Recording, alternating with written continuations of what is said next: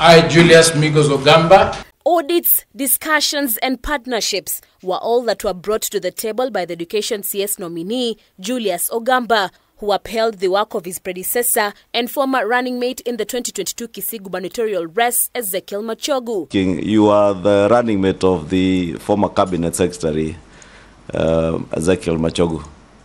Kenyans have been asking, is this the right person for the job? And you are coming in during a time when there is complications on CBC, funding, teachers, and so on. And you have never worked in public service. So my question is, what motivates you now? I indicated earlier, I've also doubled up in politics, running for parliament, and it's because I wanted to be or to work in the public sector and to assist a lot of the things that I see happening. So it's not true that I have no motivation to work in the public sector. With austerity measures and even tougher budget cuts set to be occasioned by the nullification of the Finance Bill 2023, Ogamba only had an offer of discussions with the teachers and unions to compromise on the implementation of the 2021-2025 collective bargaining agreement. These are Kenyans, and they'll be able to see the real situation on the ground and will agree to come up with a working solution, even if it is to defer some of their needs so that they do not go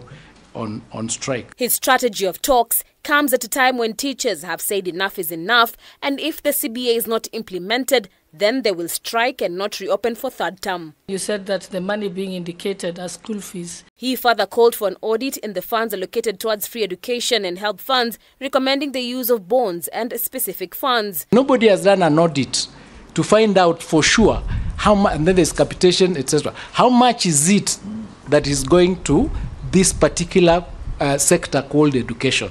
Because it then happens that because there is no coordination, there is duplicity. Some people get more, some people get more than 3-4 amounts coming from the various institutions. And in regards to delayed disbursement of capitation. So one of the things that may be brought to bear so that that problem is resolved would be agreeing with Treasury through Parliament that the sums of the budget of the ministry be ring-fenced because it's a sensitive ministry, so that it get released on time and released in totality. If he assumes office, he alluded that grade 9 will be domiciled in senior secondary schools in the event that it is determined there are no resources in junior schools. Where are you going to take those grade 9s?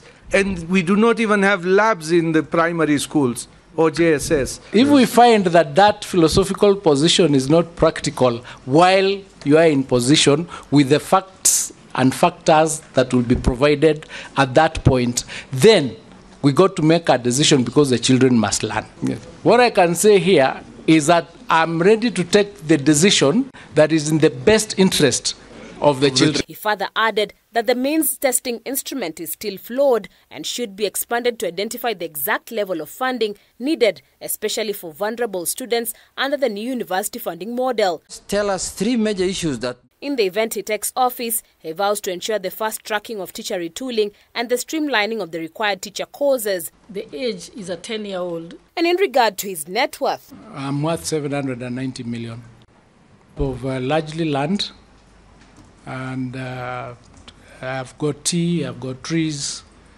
and vehicles, farm equipment, and of course the income from the law firm.